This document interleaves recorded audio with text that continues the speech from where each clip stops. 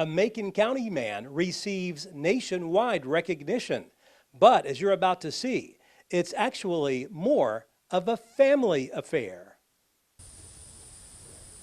The Law family from Macon County has been farming for as long as they can remember. Daryl, along with his sons Clint and Brad, raise Brangus cows, the American hybrid mix between Angus and Brahman stock. Beginning in the earlier years with my dad and his love for agriculture as well, and especially animal agriculture, Daddy had some really pretty good cattle and pretty good hogs back in the earlier years of his life in the 30s, late 30s, right after the Depression. But he carried that on, got his, and he was always wanting, trying to have excellence in the kind of cattle he had. And then 4-H came along, so we were all very involved with 4-H, and I was blessed to be here at a time in school when I had friends, local families that was as well really interested in 4-H and showing cattle and so forth. So we did that.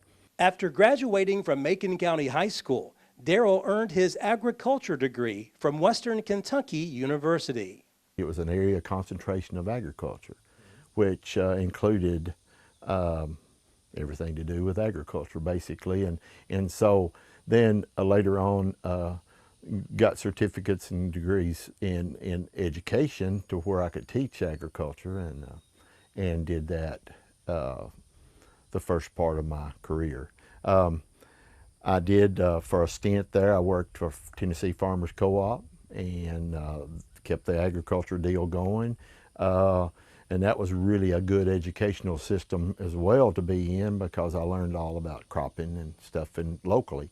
And then worked for Farm Credit for some years as an office manager. That was a really good experience and a very good learning process as well. But then I got into agriculture.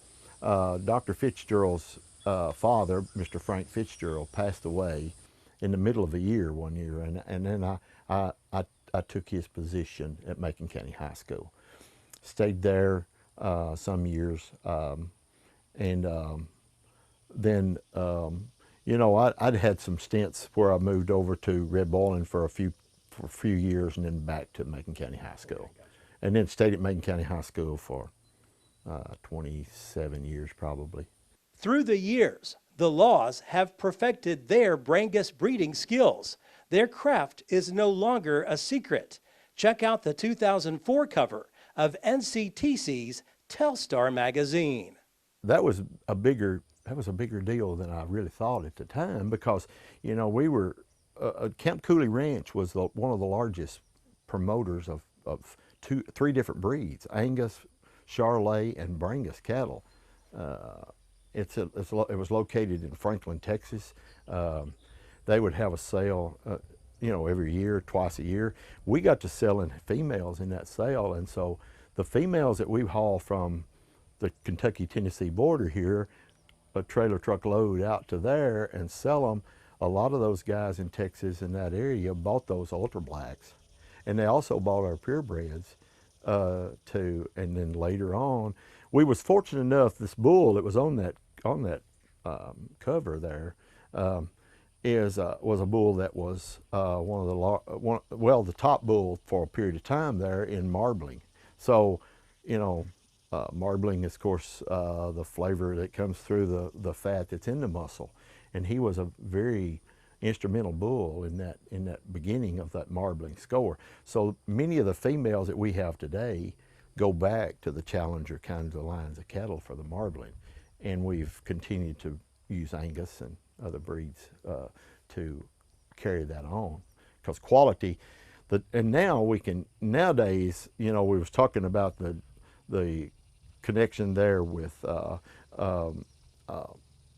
being everything online and things being done. DNA now is so important in animal agriculture that you can you can follow that and know what kind of a carcass this animal is going to produce after they're fed in a feedlot and before they're harvested. So they know which ones to keep and which ones are going to make the score. Crazy. So that's just, yeah, it's amazing that, so there is more to than just phenotype. And you can, most of all of us still, you buy what you see. Well, you can't see what's inside there. But if you use DNA, you can see what's inside there too. And then you take the phenotype plus the DNA scores with all kinds of qualities with an animal. We probably got about 150 Brangus cows, and then there's about 100 Angus cows, give or take. They're either Brangus or Ultra Blacks, Brangus influenced cattle. We try to run about 270 cows or so, and then we try to market about 125 females a year, and that would be in a heifer program. Okay. You know, so we're selling. You know, last spring we had, now there's another sale that's developed that, in the spring. So it's not economical at all for us to take 10 animals west to sell. And, but if we can take a semi-load at a time, you know, so you got to have your quality pretty good to take the semi-load. Almost 20 years later, now Darrell and his family receive a national honor. We won Breeder of the Year award, Commercial Breeder of the Year award, national.